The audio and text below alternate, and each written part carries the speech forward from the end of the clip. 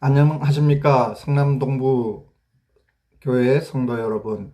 행복한 안식일입니다. 지금 행복한 안식일을 보내고 계시는지요? 이렇게 영상으로나마 성도님들을 만나 뵙게 되어 너무나 감사드립니다. 어떻게 보면 이렇게 영상으로 여러분을 만나 뵙는 것이 가슴 아픈 일이기도 하지만은 이 또한 하나님의 섭리고 은혜라고 생각됩니다. 코로나 바이러스로 인하여 제대로 인사드리지 못했는데 이렇게나마 우리 교우님들에게 인사드릴 수 있게 되어 참으로 감사드립니다. 오늘은 보편적 교회라는 제목을 통하여 함께 은혜 받는 시간을 가지고자 합니다. 보편적 교회입니다. 우리 모두에게 질문을 던져보겠습니다. 교회의 주인 되시고 교회의 머리 되시는 분은 누구이십니까? 맞습니다. 예수 그리스도시죠. 예수 그리스도는 우리의 주인 되시고 예수 그리스도는 참된 생명이시며 우리의 구원자 되시고 우리의 희망 되시는 분이십니다. 여러분 그것을 믿습니까? 근데 정말 이것이 여러분에게 복음이 되고 있습니까?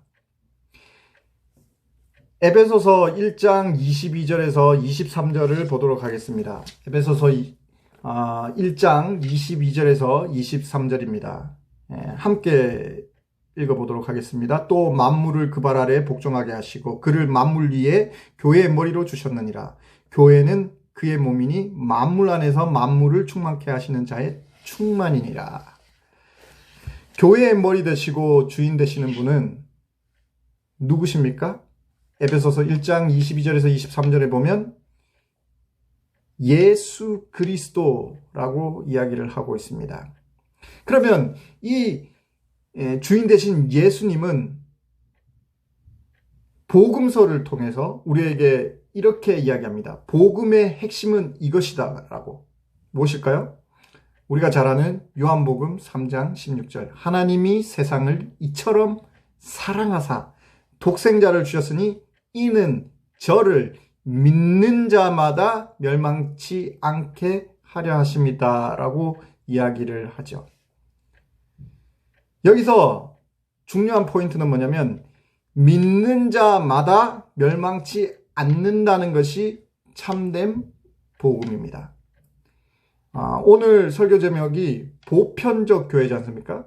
여기서 중요한 핵심 포인트는 믿는 자마다 멸망치 않는다라는 것입니다. 아주 보편적이죠. 이것을 실천하는 교회가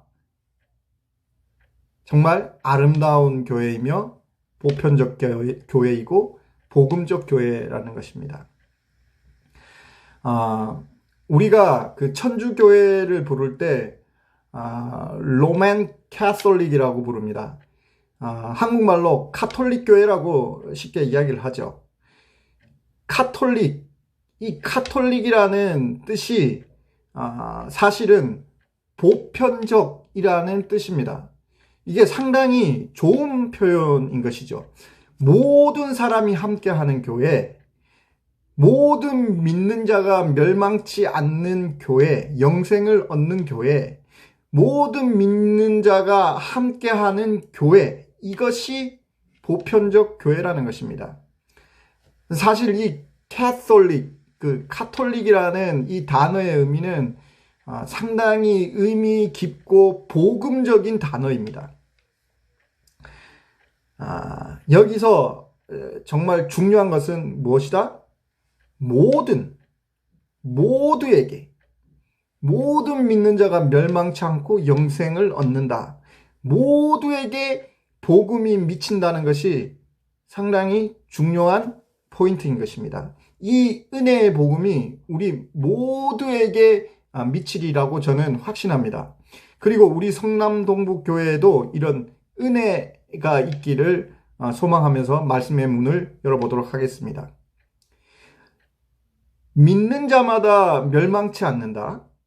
너무나 좋은 말인데 여러분 이것이 복음인데, 그죠? 우리가 어릴 때부터 배워온 것이에요. 이게 성경 요한복음 3장 16절 모든 믿는 자에게 멸망치 않는다. 모든 그리스도인들, 모든 재림교인들이 달달달달 외는 성경절이죠. 그러나 이것이 교회 안에서 쉽게 이루어질 수 있는 문제이냐 하는 것이죠. 모든 대상자들에게 은혜가 미친다.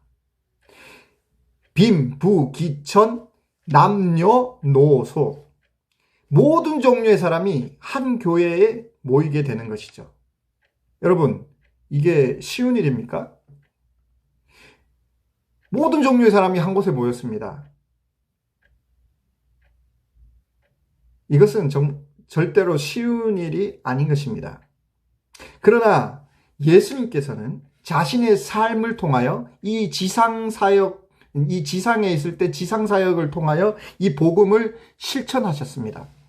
그리고 예수님께서는 겟세마네 마지막 기도에서 믿는 모든 자들, 즉 그들이 하나 되게 해달라고 기도하십니다. 만약에 믿는 모든 자가 하나 되는 일이 쉬운 일이었다면 예수님께서 그렇게 그 피땀과 같은 그 땀을 흘리면서 기도할 이유가 없으셨겠죠. 이거는 어려운 일이기 때문에 예수님께서 그렇게 기도하신 것입니다. 그리고 중요한 일이기 때문에 겟세마네 동산에서 그렇게 간절히 기도하신 것이죠. 예수님 시대로 돌아가 보면, 그리고 그 예수님 이후에 초대교회 시대로 돌아가 보면 빈부귀천으로 확실히 사회적 구조가 나누어져 있었습니다. 유대인들은 이방인들을 사람 취급하지 않았고요. 부유한 자는 가난한 자를 착취했으며, 민족주의자들은 나라를 팔아먹는 로마의 앞잡이들을 싫어했습니다. 그리고 로마의 일을 돕는 사람들은 오히려 그 반대 세력에 대한 답답함을 느꼈을 것입니다. 그런데 예수님은 이들 모두와 함께 하셨다라는 것이죠. 예수님과 함께 했던 사람들을 한번 살펴보도록 하겠습니다. 예수님의 제자 중 시몬이라는 사람이 있습니다. 베드로 말고 시몬, 우리는 이 시몬을 열심당 시몬이라고 하죠. 열심당은 뭐 하는 것이냐면요. 우리나라로 말할 것 같으면 독립운동가들의 모임이라고 할 수 있어요. 이스라엘이 로마의 속국으로 있었는데 이 민족주의자들이 모여가지고 로마로부터 해방되기를 원했고 그들과 이데올로기적 싸움을 계속 했던 것입니다. 그런데 그것이 이 열심당 중에 극단주의로 치닫는 사람들은 테러와 암살을 일삼았던 것이죠.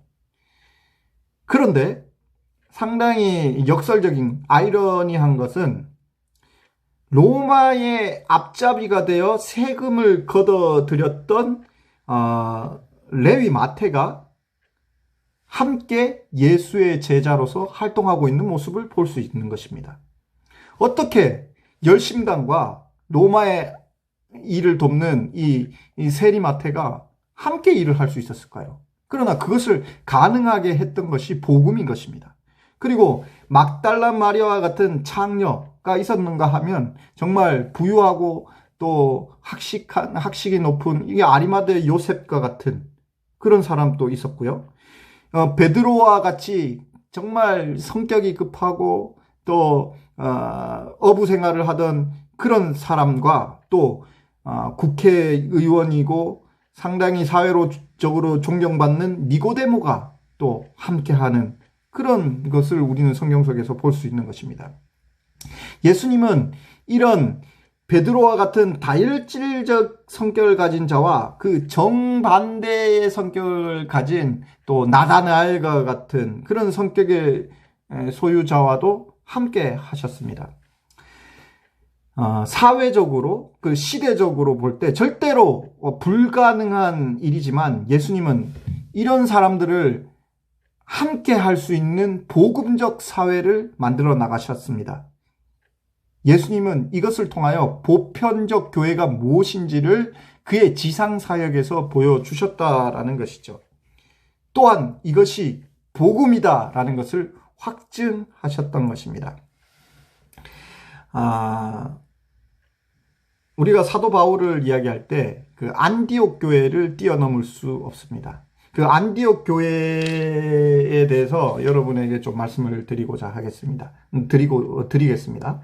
사도행전 13장을 가보도록 하겠습니다. 사도행전 13장. 사도행전 13장 1절에서 3절을 보면, 안디옥 교회가 바나바와 그리고 바울이죠. 바울을 이제 선교지로 내어보내는 장면이 시작됩니다. 그러는 가운데 그 교회의 구성원을 언급하고 어떤 식으로 그들을 선교지로 보냈는지에 대해서 이야기하는 곳입니다.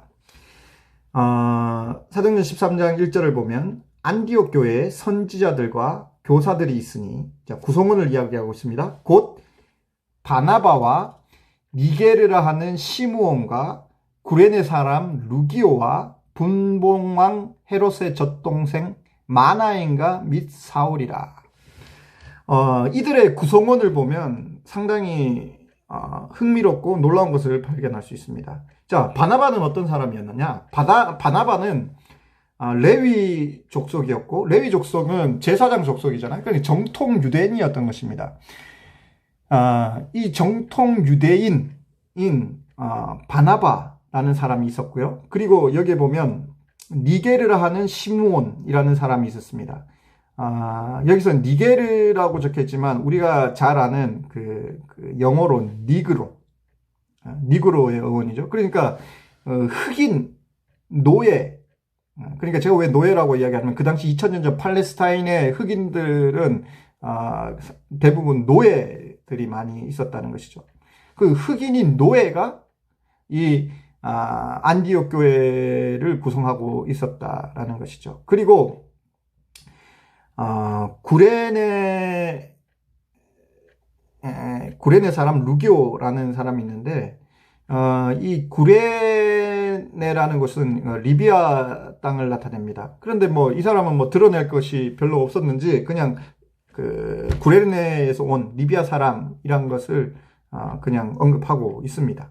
별 내세울 게 없는 거죠. 그리고 분봉왕 헤롯의 젖동생 마나엔에 대해서 언급하고 있습니다. 분봉왕이라는 것은 어떤 왕입니까? 그 로마가 속국으로 있던 나라들을 이렇게 손쉽게 다스리기 위해서 그 나라에 있는 사람을 왕으로 세워서 로마가 전달하고자 하는 것을 전달하고 그들이 통치하도록 해준 거예요. 그러면 일종의 우리나라로 말할 것 같으면 그 나라를 팔아먹은 이완용 집안과 같은 집안이에요. 그리고 사울은 어떤 사람입니까? 사울은 어떻게 보면 상당히 똑똑하고 율법학자고 사내들인 회원이고 이렇기는 하지만은 그 깊숙한 그의 삶에 들어가 보면 그리스도인들을 박해하고 많이 죽인 살인자입니다. 바울은 그런 사람이에요.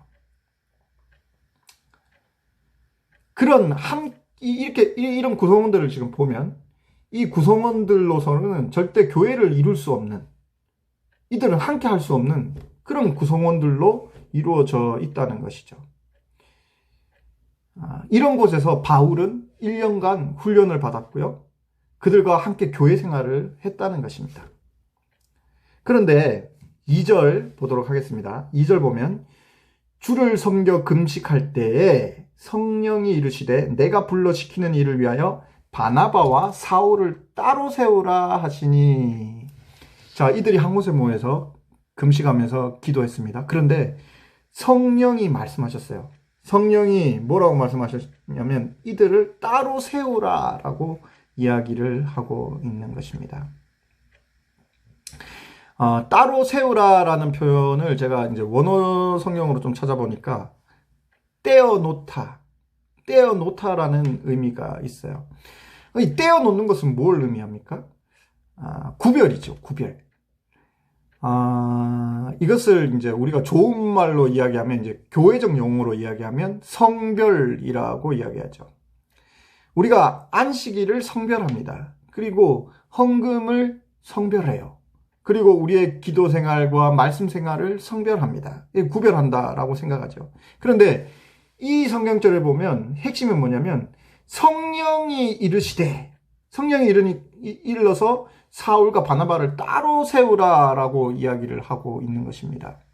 우리가 착각하는 것이 있어요. 우리가 무엇을 구별한다고 생각합니다. 안식일을 우리가 구별하고, 안식일을 헌금을 우리가 구별하고, 우리가 기도 생활을 구별하고, 내가 무엇을 한다라고 생각을 하죠. 그러나 안디옥 교회는 철저하게 성령의 음성에 따라서 구별하는 삶을 우리에게 가르쳐 주고 있는 것입니다. 여기서 요점은 자신의 힘과 능력으로 무엇을 하려는 것이 아니라 성령의 음성으로 순종한다는 것이죠. 성령의 음성에 순종하여 그들은 따로 떼어 놓는 삶을 살았다라는 것입니다. 성령의 명령에 순종하는 그들, 그것을 우리는 안디옥 교회에서 발견할 수 있습니다. 또 이제 3절에 보면, 이에 금식하며 기도하고 두 사람에게 안수하여 보내니라 라고 성경은 기록하고 있습니다. 이제 그들을 이제 선교지로 안수해서 보냅니다. 여기서 이제 보내다라는 말을 또 제가 이제 원어적으로 찾아보니까 놓아주었다, 풀어주었다, 놓아주었다, 풀어주었다라는 표현을 썼어요.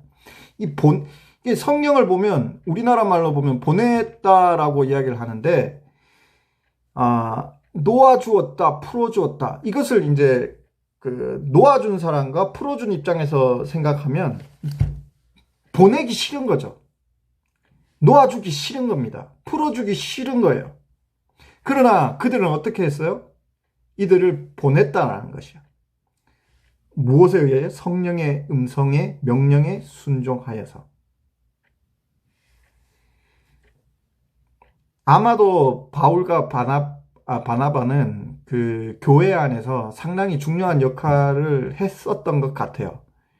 그래서 성경은 풀어주었다, 놓아주었다라는 표현을 쓴 것 같습니다. 그렇지만 여기서 더욱 중요한 것은 뭐냐면, 성령의 음성에 순종하여 그들을 내보내 주었을 때 이 안디옥 교회가 무너졌는가? 그것이 아니라는 거예요. 그들이 없이도 이 교회는 굳건히 섰다라는 것입니다. 그것을 우리가 어떻게 알 수 있냐면, 바울이 1차 선교, 2차 선교, 3차 선교 여행을 돌아와서 이렇게 갔다가 돌아올 때 이 안디옥 교회는 베이스 캠프로서 중요한 역할을 해줬다라는 것이에요. 그래서 바울이 이 교회에서 다시 재정비하고 다음 선교 여행을 떠나갈 수 있었다는 것을 우리는 볼 수 있습니다. 우리가 안디옥 교회에 대해서 이게 짧게나마 지금 사도행전 13장 1절에서 3절을 보았는데요. 이게 자기 편견이 없는 교회임을 우리는 볼 수 있습니다. 성령의 인도함을 기다리는 교회, 남녀노소, 빈부, 귀천, 이것을 떠나 있는 교회, 정말 편견이 없는 교회, 보편적 교회라는 것을 우리가 볼 수 있습니다. 저는 우리 성남 동북교회도 이렇게 보편적 교회가 되기를 소망합니다. 이것이 복음입니다. 우리의 편견을 풀어놓고 성령님께서 지도하는 교회가 될 때 어떤 사람이 모이더라도 함께 할 수 있는 교회가 될 수 있는 것이죠. 이것이 보편적 교회인 것입니다. 흑인 노예라 할지라도, 살인자라 할지라도, 그리고 나라를 팔아먹는 사람이라 할지라도 그들은 자기 편견에 가두지 않고 함께 했습니다.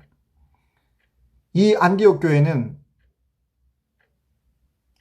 사도 바울을 있게 했으며, 그 교회가 있었기에 사도 바울의 사상은 깊이 뿌리내릴 수 있었을 것입니다.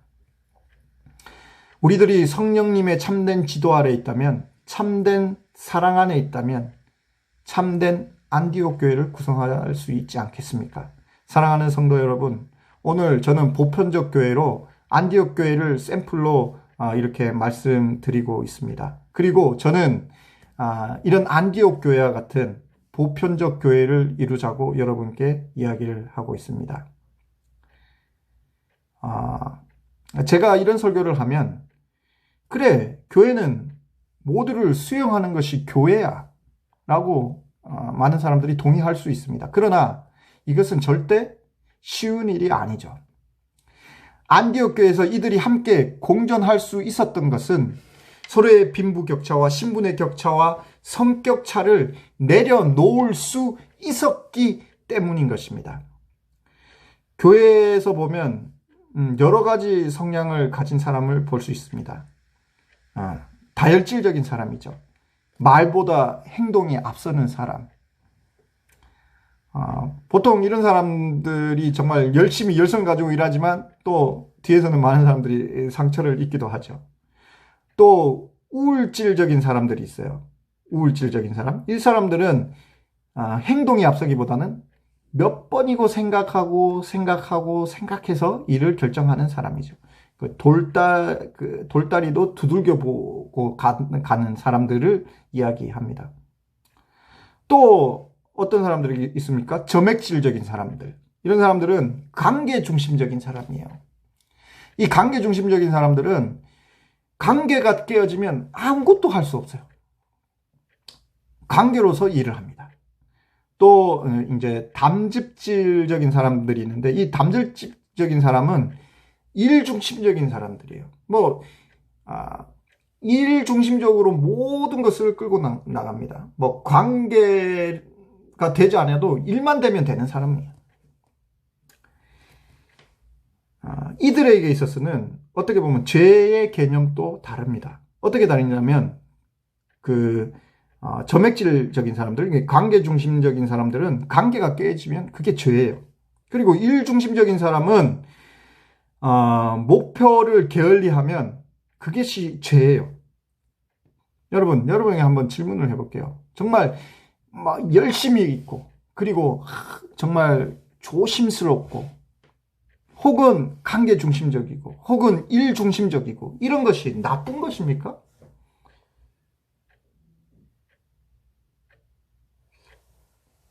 관계 중심적인 것이 나쁜 것이 아니에요. 일 중심적인 것이 나쁜 것이 아니에요.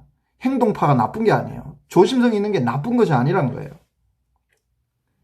그러나 자기 성질만 고집한다면 우리는 한 곳에 공존할 수 없는 것입니다. 서로가 서로를 양보하고 자신의 약점을 인정하고 고칠 때 함께 우리는 공존할 수 있는 것입니다. 이것이 보편성, 즉 복음의 본질인 것입니다. 그러나 우리에게 미치는 하나님의 은혜는 자신을 깎아내지 않고서는 함께 공존할 수 없음을 인지할 필요가 있는 것입니다. 그래서 품성 개발이 중요한 것이죠. 성령의 열매는 자신을 깎아내는 과정이라고 생각합니다. 보편적 복음을 우리의 삶 속에서 우리의 교회에서 실천해 나가기 위해서는 우리는 성령의 열매들을 맺어 나가면서 자신을 깎아내는 그런 삶을 경험해야 하는 것입니다. 참된 복음이 함께하는 보편적 교회가 실천되는 성남 동북교회가 되기를 기도합니다.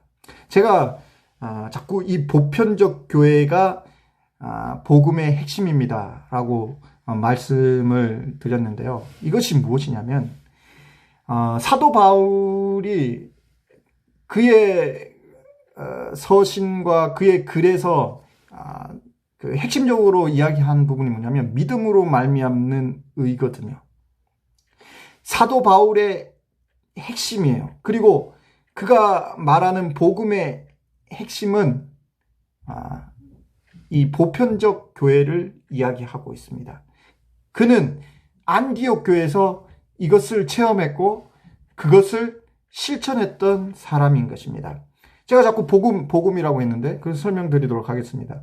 로마서 1장 14절에서 17절을 보도록 하겠습니다. 로마서 1장 14절에서 17절입니다. 여기에 보면 헬라인이나 야만인이나 지혜 있는 자나 어리석은 자에게 다 내가 빚진 자라라고 이야기했습니다. 그렇습니다. 남녀노소, 지위교와 신분 관계없이 유대인에게나 헬라인에게나 야만인에게나 이 모두에게 사도 바울은 빚진 자였어요. 그래서 그는 그 모든 사람이 함께 할 수 있는 것이 복음이다라는 것을 이야기하려고 하는 것입니다. 그래서 15절에 보면 그러므로 나는 할 수 있는 대로 로마에 있는 너희에게 복음을 전하기를 원하라. 바로 말을 바꾸는 겁니다. 복음이라는 말로. 그리고 내가 복음을 부끄러워하지 않으니 복음으로 바꿨어요. 이 복음은 모든 믿는 자에게 뭐라고요? 모든 믿는 자에게 구원을 주시는 하나님의 능력이 됨이니라. 먼저에게는 유대인에게요. 그리고 헬라인에게로다. 그러면서 우리가 잘 아는 성경절 복음에는 하나님의 의가 나타나서 믿음으로 믿음에 이르게 하나니 기록된 바 오직 의는 믿음으로 말미암아 살리라 함과 같으니라. 너무나 유명한 성경절이죠.